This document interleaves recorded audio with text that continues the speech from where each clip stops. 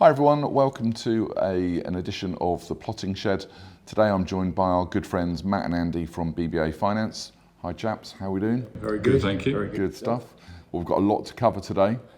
We're going to get right into it. So in this edition we're going to be talking and looking a lot more at the refinancing of projects, also delving a little bit more into the stock level positions across the UK right now, and perhaps where some of those challenges are, and linking up both the finance and sales and marketing strategies. So let's talk about it. So from our side, obviously we track the UK every month in terms of new home stock that's available.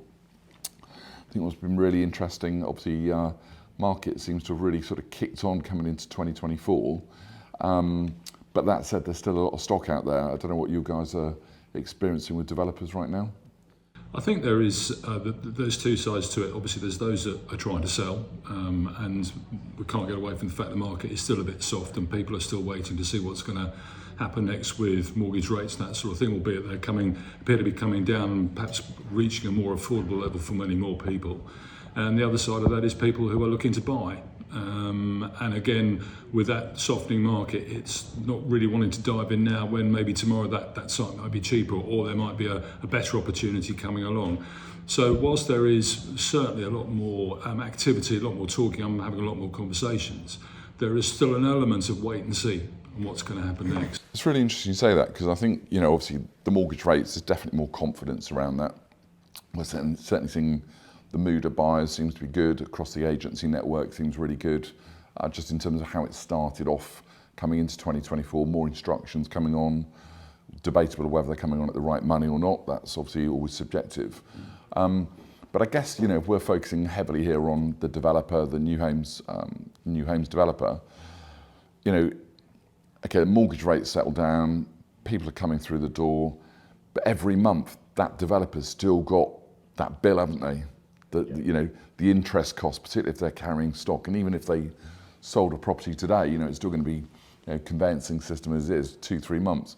You know, should we explore that a little bit more and kind of get under the bonnet of, you know, perhaps what some of those options are? Because certainly, you know, from sales initiative side of things, we're seeing things like funded part exchanges becoming much more at play and stuff like that. But yeah, I guess also just looking, perhaps sort of digging a little bit deeper into, you know, the stock that's there now.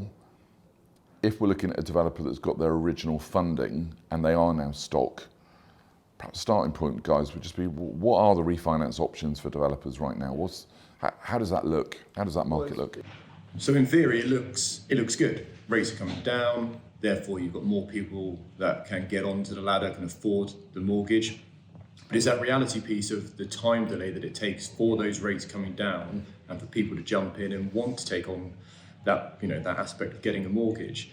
I think the person in question to a lot of developers is, have you revisited your sales and marketing strategy? Whilst you can get, you know, an extension or a new lender to step in, that's only really worthwhile as a cost if you've revisited how you're going to get rid of the stock in the first place. And too many people aren't doing that, and I think it's really important that we have a look at those options of selling. Do you think that's just they're trying to kick the bucket down the line in the hope, rather than actually really addressing the real issues? Yeah, I think having the extension piece gives you a lifeline, because you're no longer fighting the clock, and that's always the most important bit. You know, that stress level of, I've only got 4 weeks or 6 weeks left. There's a lot of pressure in that. Having a lender say, well, look, for a 1%, 2% or 5% fee, we'll give you an extra 3 months or 6 months. Gives you a short piece of breathing space. But then the foot's off the gas again, and yeah, the can is just kicked down the road, hoping, well, sales will come. But actually, they don't just come if those people aren't being engaged with. I think it's really interesting, because I think for us, this has been kind of the pivot. I think we've seen certainly more recently is this uptake of really kind of holistically looking at the whole sales and marketing piece. And I think you're absolutely right. You know, from our side, we see the stock that's been stagnating on the market, pretty uninspiring marketing strategies that have been applied, and probably, in fairness to the developer, who might be very good at building houses, sales and marketing just might not be in their locker, and they certainly might not be geared in a way that they've got that sort of resource in-house. However, clearly working with an agent that's well versed in that is I guess should really be. Would you endorse the need to kind of have that as kind of, you know, part of the locker, I guess, or or the armoury. And it needs to become part of that sort of opening piece. And it's what I quite like about our strategic partnership is that we always have that ability to comment on the sales and marketing. Every appraisal will have a box in there that says marketing, and it will have a figure. But does that figure actually account to the right level of marketing? I don't know, that's not my expertise. And in previous roles, I've never had the ability to go in, have a discussion about, I've been given this is what the thought process is around it, but can you give me some guidance on whether that's enough in this area or for these type of units? And I think that's going to be game changing for a lot of people that, come on board with that earlier, is that they can start everything much sooner. And then if you've got the right marketing in place, you can then have a look at when you're expecting things to come in, what deposits are being taken, how's that going to impact your ability to utilise some of that and borrow a bit less. So you've got that overall profit margin boost as well in the long run. If you just look at it quicker on in the initial phases. So Matt, obviously, you've been lending side as well. If you've got a developer client that's perhaps sort of, they've done their first round of funding, they're perhaps looking at the refinance piece, budget tight maybe because of cost overspend on construction or whatever. What's a bank's view of giving a bit of additional support to kind of, inject a bit of energy, I guess, into marketing, or is that just something that's just simply the developer's got to sort it out and the agent and... My experience has always been, and we talked about it before, it's an area that everyone leaves. I was just going to pick up on Andy's point. Whatever you do, whether you extend with your existing lender or you look for a new one, someone is probably going to want to have a new appraisal, a fresh appraisal done. Lenders don't like surprises, borrowers don't like imparting bad news. But I'd be very proactive. Before I get that route, I would be out there looking at, trying to gauge exactly what the values are now. Don't leave it for the bank's valuer or lender's valuer to make... Well, they're inherently going to be, super cautious, aren't they? Absolutely. I think it's much better if you can either start talking to your lender in advance or his surveyor at the same time and be proactive and say, look, I've gone out, I've tried this course of marketing, it hasn't worked. This is plan B, this is what we were doing, these are my comparables, this is what we're going to change it up. I think that gives a much better feeling for everybody than, I don't really want to talk about this, I don't want to tell the lender the bad news, I'll wait for the valuation to come in and then we'll have the conversation. I think if you can be proactive as a developer, go on the front foot, get in early, accept that maybe you have an issue, and start talking to lenders, or your lender, or us, or whoever, a bit earlier in the piece. You might find you take the pressure off yourself. An experienced lender at the moment will appreciate the market that we're all in. And hopefully you will get some leeway. But you have to be honest, you have to be upfront with them, and you have to engage. And in my experience, come back to what I just said, people don't like imparting bad news. So what do? They just don't. They bury their head, they wait for somebody else to do it. That would not be the approach that I would take. If you can demonstrate as a developer what you are doing, the proactive approach that you're taking to get around your problem, the lender's problem, to resolve it, I think it creates a much better impression all round. People feel a lot more comfortable. You're more likely to get that support going forward from your existing lender, maybe a new one if you're on that front foot. I'm guessing in that lender space, is it a bit again the good, the bad and the ugly in terms of, those that are really sort of, they just want their money, come hello, and that pressure? Or, what would you say they're all broadly pretty, assuming that you're being honest and... To be completely honest, some will see this as an opportunity to make more money. Andy's touched on some of the fees that you can end up paying for extending your existing facility. There has been some articles recently in the industry press about criticising that, people taking advantage of a borrower who's got nowhere else to go. Well, actually putting a 5% fee on top of what you've already got there actually only adds to the problem. Again, the choice of lender that you go to at the very start, and you never think about that because quite often you go, what's the most I can borrow, what's the cheapest rate I can get, never thinking about what's going to happen in 18 months time. And there'll be a clause in there somewhere in your offer letter that says if we do extend, this is what it's going to cost, but you never think you're ever going to get there. But it's very, very real, very relative. So my advice has always been go with the best lender, don't go with the cheapest rate or the most money. Because frankly, if 1% here or being able to borrow another 2 or 3% there makes the difference to you doing the deal, then you've got to question whether you should be doing it in the first place. So if on the refinance option, if somebody's coming to the end of that sort of initial term, perhaps, they've had constraints through the construction process, they've had bad luck simply around sales, maybe they've had some, abortive sales, that's put them back. You can get quite deep into a sale, can't you? And all of a sudden, you're 8 weeks in, all of a sudden, right, that buyer's gone and you're back to square one. So do you see more and more developers taking a completely refinanced approach, i.e. with another lender? What's the timescales? When somebody looking at that, not like, oh God, we're up right under pressure now, and then they go and make another sort of rash decision. Are they? What's your advice on sort of being aware of those timelines? Most importantly, don't bury your head. I think it's easy to just hope for the best without actually addressing, because the reality is anything you have to address post completion of your loan, all you're really doing is attacking the profit margin, and that's a place no one really wants to be in. You want things to run smoothly, but it's development finance, it's ground up, it doesn't run smoothly. You'll always have a hurdle to overcome.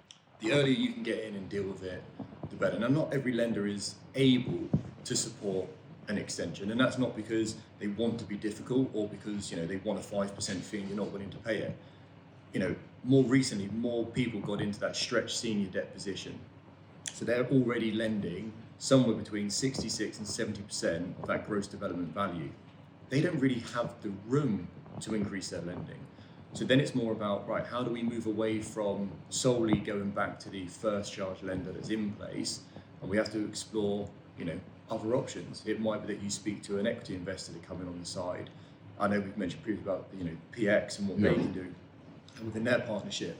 It might be that you just look at generally some form of additional piece. Now that might be from an equity partner or additional security, but it's about, again, kind of taking that, helicopter approach. What else is there that we can look at, and how do we get into it? And I think therein lies, a great opening, isn't it, here for kind of our offering, this collaborative offering that we've pulled together. And this, without sounding like an advert, I think it's, we have got clear proof and evidence of where it's working and has come into play. Absolutely. So if I look at that as a quick example, and just picking up a point you said there, Andy, I think for me, if that developer has got that house on the market for too much money, the stats, there's a lot of analysis that will be able to be sort of judged to say, well, what's the problem, okay? Because everything's got its price. And there will be a point where somebody's going to have to put their big boy pants on, aren't there, and sort of face into what that reality is. What we're seeing right now is this piece around, particularly on this funded PX solution, which I think is a no-brainer for any SME house builder.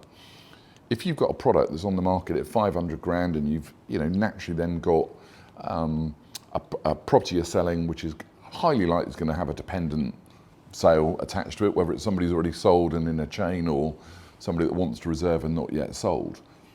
That piece of kind of the certainty, if you like, even if it's just getting, I guess, the first, just do one and taking a bit of a haircut on it to try and move the stock. I'm guessing that flow of the cash in is going to be, that's got to be a positive, isn't it? I draw that line of what my new minimum is, and who can I engage with to, help me achieve that. And I think that's, Matt said it a couple of times previously. It's about engaging and talking about where you are and the support that you need. We're in a bit of a unique position where, we support developers getting off the ground and getting the funding, but that's not where we stop. We're on hand all the way throughout, and it's again relating back to this strategic partnership with Thomas May. We can have those conversations way in advance with clients. On the earliest there might be an issue, but let's have the conversation now, because if it does happen, we're prepared, and if it doesn't, fantastic. I think there's a great example, isn't it? I won't go, specify where the site is because people might guess it particularly, but there's certainly a client that we're working on, which we're probably coming in late in the day. There's been an awful lot of pain probably felt by that developer, a lot of missold pitches, if you like, for the land of hope and glory and all this stuff. But there came a point, certainly with getting Derek getting us involved and with the client, who I've been fascinated just how deep you guys sit in the relationship with the client. I perhaps ignorantly thought, well, yeah, you do your bit, get your commission, and you're on to the next one. But seeing this whole sort of quite a deep consultancy sort of piece. For me, it was quite liberating to come in, not that I was pitching to win the instruction by a long shot, I wasn't, but to come in and just sort of say, well, here's the facts, guys. This is why you've not sold. Being pretty harsh on the spec, of what it was, presentation, weak, signing, all these things. And for us, I just think it's kind of, maybe ignorantly, I sort of think that everyone, that's selling new homes is sort of giving this advice, but I don't see it. And I think that's kind of what sets hopefully our relationship apart, of just kind of, no agenda, just saying, well, look, this is what it is. Absolutely. Because we'll always ask in those early stages of, you get the appraisal, you see it all through, have you engaged with any local agents? Because, the lender will always pick their own surveyor, they typically will pick those that they have worked with before. So it's not always definitively someone that is in that location. The flip side of that is, even though you may engage with 2, 3, 4 local agents, at best, you probably get a 1-page letter-headed document that says, we believe we could achieve X for you. There's no rationale given. But this is the point on the rationale, because this is back to this particular project. When I was then brought in, I'm sort of saying, and bear in mind that we're looking at quite a packet load of stock that was going to be sitting there. And what astounded me was that in the pricing advice, no one had actually sat there and could justify, these are our prices based on this rate of sale and based on this level of specification. Oh, and by the way, these are the initiatives that are required for this particular target of buy. I was astounded. Like, it was, and I remember sitting in the meeting and the poor lady from the other agent was kind of, justifying, sales rate of 4 a month. It's like, well, there's a few hundred to shift here, and I don't know what burn rate you think on the money, but just not a chance. And I guess that's kind of this piece, isn't it, that having these sort of grown-up conversations, which it's business, isn't it? It's not personal. It's it's not like insulting you about your own house. At the end of the day, they've got to deal their way out of it. There's a huge problem coming on bank interest costs, whatever it is, for holding costs, etc. But that piece of then, right, how are we going to kickstart it? And I think what's been good to see is just how collaborative in the process everyone's been to ultimately get the same outcome, because there's no one's interest for the bank to step in, is it? Or and like what we're doing now, sat around the table chatting, but that's what you need to do with the developer, sometimes even with the funders that you need to get on board to do the extension or to step in and take the site on. But if you can't get people around the table to have an open conversation, then nothing changes. And if you keep doing what you've always done, we joked about it earlier, but it is the definition of madness. Nothing will change if you don't change the input. The output will always remain. But yeah, I guess for some, it's just, there is a level of pride and passion that's in developing, and it's not just about always the profit for the developer. It's about, some would argue, even like the legacy of, I built that, this spec went in, this is what we brought to this town, and it might be that it was their hometown or they got some particular affinity to that area, and often it can be that personal and emotional connection that's really hard to break down. But I think through some of the conversations that we've had, you've just got to have that very honest, rip the band-aid off. It's gonna hurt initially to hear it, but it's not personal. It's just simply, these are the business facts of where you are in the market and where the market is. This is the best strategy, and it will deliver the best potential of profit. And I think moving away from, well, the profit was up here, yeah, but the market was also over here, and that shifted, and we have to shift that mindset. And I think that's, sorry, just quickly, Matt, I think where that cuts in for me is this piece that if you can just get the cash moving forward on the first 1 or 2, that keeps a bit of breathing space. Market positivity, talk about what's going to happen, change government, depending on how long you're going to be trading your way out of. Surely that's just giving hope, isn't it? To kind of keep it moving, keep some cash flow, pushing through. And I guess, my point of question probably to you, Matt, is that, if you were summarising this, particularly bear in mind that, this stock position, funding position, could impact future ongoing, could be a great land opportunity that developer would love to have right now. How are lenders viewing that, if this client's still got a bag of stuff to shift? Well, I was just going to, before we go to that, pick up on just another point. It's not, I know because I'm speaking to one developer at the moment, and it was, well, Matt, I had it under offer for X, that's what it's worth. Well, no, because it's not worth that because you didn't sell it at that. But because I've now got to sell it for 200 or 300 grand less, I'm losing money. And my attitude has been, no, that's now the price. Yeah. And just think of the opportunity cost, which is something that you know, there's going to be opportunities out there. If you're going to try and hang on and rinse every last penny out of that, you might sell it in a year's time or 2 years' time. What have you missed in the intervening period that you could have taken your equity out and moved on to? And it is very difficult because I know developers, when they start to develop, it's worth X, and they've got that figure in their mind, and everything's worked out on that, and they probably, to a certain extent, have already spent the profit, whether that's the new car, the new house, or the next development. So to get them to take that step back and go, actually, it's not worth that anymore, and I've got to adjust my thinking on that, is actually quite difficult. But surely that's better. That's also then, you know, I guess where we all come at play. It's better that we can have that tough love conversation, isn't it? As either a broker or a consultant, rather than you get that call from the bank. You know, that buffer's got to have a huge value, surely. And 100%. As I said earlier, you know, lenders don't like bad news. And if you don't start talking to them, the first bit of bad news they're going to get is when that revaluation hits their desk, and they're going to go, well, we didn't know that.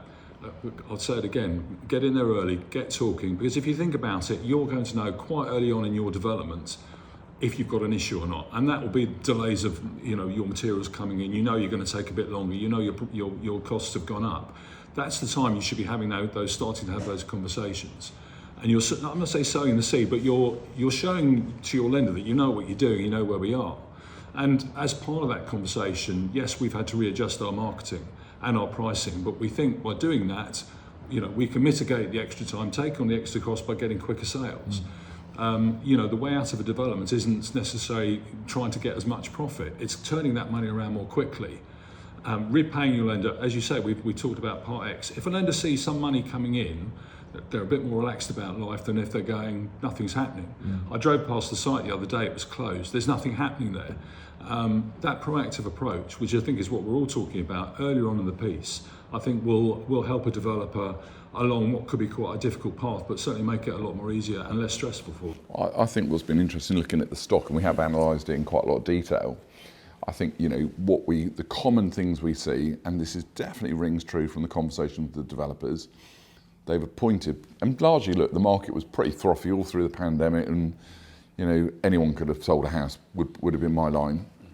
And now we're sitting here with, you know, agents being instructed by developers, weak agents, doing it for a fact packet, you know, sort of fee. Therefore, there's no investment into, you know, the marketing. You know, we were up on a project yesterday, you know, taking our design team, we've got the photography, video, you know, really trying to elevate that kind of marketing thing, just to make it stand out against all the other stock. So I guess where I sort of go with that is that this piece around, you know, is the agent getting the right fee? There'll be an agent in the town we're sitting in today, there'll be somebody saying they've had a really good week, and there'll be somebody else saying, oh, the market's bloody terrible, you know, there's nothing going on. Because it's the good and the bad, isn't it? And I think that's the place that some of these developers, you know, are just simply working with the wrong agent who's, you know, if they're believing what they're being told, all the market's a bit slow, you know, they become almost preconditioned, and that's their excuse, isn't it? Oh, it's that, not the price. And yeah, I guess that's not back to my point. The tough love conversation is kind of what we're not afraid to have. Yeah, definitely. And also not being afraid to ask what you may perceive to be a stupid question. You know, when it comes to sales and marketing, ultimately that's a very different beast to developing property. And arguably, if you are a developer, that doesn't instantly mean that you will be an expert on sales and marketing. But just because the first or second agent you speak to says, we're going to deliver X, doesn't mean you should just nod and say, okay. And certainly don't take just the cheapest price because you think it's going to maximise sales, because the reality is that cheap price up front is going to be far more outweighed on the back end when you have to start slashing your profit margin. So always ask the questions, you know, how are you going to deliver that? You know, I looked at an appraisal recently where after the 4th month of developing, every other month there were 2 sales. And there was a figure in the box to say marketing was for X. But a quick probe as to, well, from month 4 you're selling then, how many months prior to month 4 from selling are you marketing to generate those first 2 sales? Oh yeah, good point. Actually, we should probably have a little look at that and reevaluate when that's going to happen and what that strategy and that lead up is going to be. Lenders don't necessarily look at that. When I've worked for lenders, it wasn't a piece that I looked at. We never covered the funding cost of sales and marketing. So we tick the box to say that they've noted it, but we don't take any clarity of... So nothing, what you're saying, there's nothing in there in terms of like the budget to deal with that other than an agent? Being a number, no. Lenders don't fund that cost. They fund the build and the professional fees, sometimes not even the professional fees, but that's typically what they fund. The sales comes from the completed sites and an agent selling. That's how they make their fees. So that's how it gets left. But, on flipping over to this side of the fence, the importance of that, I never really paid any attention to it previously. You look at it now and go, Jesus, how are you not making that a fundamental before you even start the project? But that's what a volume house builder would do. And their volume house builder would be putting in the budget, I don't know, whatever percentage, which is allowing either for an on-site sales team, brochures, show home units, all the rest of it. And yeah, I guess that for me is what's been quite evident with sort of taking some of these SMEs, like, well, no, that's just the agent's job, and then there's no scope of what that agent's actually going to deliver. Absolutely. And you're compromising your brand. Yeah, and if you've got the right agent in place from the outset, and they're keen and motivated to sell for you, then arguably I would be saying, well, you're going to sell sooner, you're going to have deposits in sooner, you can utilise the deposits on the build, you can get less money drawn from your build pot, which means less interest accruing. That's all beneficial for your profit margins. But I think we just have to shift the way in which we've looked at it. And unfortunately, for over a decade, when base rate was dead, borrowing money was easy. So do you think, and I'm sort of going to wrap this one up in a minute and ask you, give you pre-warning now, I'm going to ask you for your top tips in a moment. But do you think if you were looking at that for you as a brokerage, do you see now, obviously the market's been good for a few years, whatever, do you see a change in your business now which has got a big value, by the way, that this consultancy element to what you're, supporting the developers with, do you feel that that's almost a service in itself now that you're, obviously you do stuff on spec or whatever, but do you see that as kind of a bit of a growth, an opportunity area where you need to be right now, or do you think it's part of it moving forward? I think so. I mean, I'm just going to touch on another point, and it leads into that, is that a lot of the lenders that we are dealing with, and a lot of developers have dealt with probably in the last 10 or 15 years, since 2008, 2009, are new. By and large, in that period of time, the market has gone effectively one way. A few little bumps in the road, maybe around Brexit, but the market's been pretty good. You didn't really need to worry too much about marketing because you put your board up, they were selling themselves. Yeah. For the first time since then, a lot of lenders have now found that, hang on a minute, this is not so easy anymore, is it? Is there the experience around to deal with the situations we now find ourselves in? I'm not so sure. So what we need to do, and one of the offering we can give to SMEs is be that interface with the lender to help them through, to show the proactive actions that a developer, their borrower is taking, to give them comfort. And I think there is a great value in that, because if you don't do it, because that experience isn't there, they have a knee-jerk reaction to how they react, and it's very formulaic, it's very, very simple. But you are almost an outsourced finance director, aren't you, in the sense of... Absolutely right, and I think the experience I've certainly had, and I've in my career, I've sold money and I've tried to get it back, and I've been in recoveries teams. It's the number of times you start talking to somebody, and it's almost you feel, if you come to me 6 months earlier or 3 months earlier, or picked up the phone or not just ignored me, we could have done something. But we've got now so far down the road that my credit committee, the owners, they want their money back, and they're not interested in any sob story. They just want their money back. And if we can't get the money back from the site, well, then we'll come after you personally. And that's a very long and expensive exercise to take. Come back to it. It's something we can offer. That experience, which I think at the moment is absolutely crucial. And I think if we can effectively hold the hand of a developer through a difficult period of time, we are certainly adding value and helping them. Yeah, I must admit I've been really impressed with what I've seen with the sites that we've been involved in so far. It's certainly lifted my ignorance of kind of what I thought happened or not. But and that's obviously something really that, you know, is pushing our collaboration forward. I think it's an amazing service, and I'm not saying that because we're sat here now, but I genuinely think it's got real value, particularly when you look at our respective CVs and what we'll bring to those clients. And I think the thing to think about is, because of that experience, if we don't know ourselves, there's a very good chance we know someone who does. Absolutely. You know, I know there's a lot of issues around planning, quite clear issues that we're trying to get around. I'm just going to touch on one particular point. It's, I can get that planning, if the planning's come up for expiry, I'll just get it renewed. That's not so easy anymore. That's not quite as easy. Going back in the day, I can remember everyone go, well, we got planning before we get planning again. Yes, you will, but everything that comes now attached with that new planning may make that site a lot less valuable. And therefore that development really doesn't make any sense anymore. So, as I said, we know, if we don't know, we know someone who does. Good. Well, I said I'm going to put you on the spot. As always. So for everyone's benefit, you know, what's your top tips? You know, we've talked about refinance, we've talked about sales and marketing, blending all that together. You know, what would your top tips be for anyone watching this as a takeaway? Pick the right lender. If you don't jump out of the frying pan into the fire, and that's something obviously we can advise on. It's, you know, don't go for the most money or the cheapest rate. Actually go for a lender who's actually can help and isn't just looking to take advantage of you. I think it's very, very easy to go, I'll go where I can get the most money or where the best rate. That may well be the lender who's not been around very long and might not be around much longer. And then you really are in the... So that's number one. Yeah. Next. I'll let you go with two. Yeah. Now, ask the sensible questions, and any question of any level, ask it. Because if you don't know at the outset, then you're going to get part way through and you're still not going to know. And that's when it will start to go wrong. So if there's a question to be asked, ask it. We do the same with lenders. You know, when we're engaging with those lenders, we are looking at how are they producing the money, where's it coming from, at what stages, what will and won't they allow for, is there any automatic extension piece created within those terms? That's the benefit that we add. But from the developer side, and what we hope to keep pushing, is that questioning around how are you going to sell, and not just the agent will sell. Ultimately, it's your development. You've got to take ownership of it. Let's just have that conversation early doors. So always ask the question on the how. Okay. Any other pearls of wisdom? Well, it's it's good to talk. It's definitely good to talk.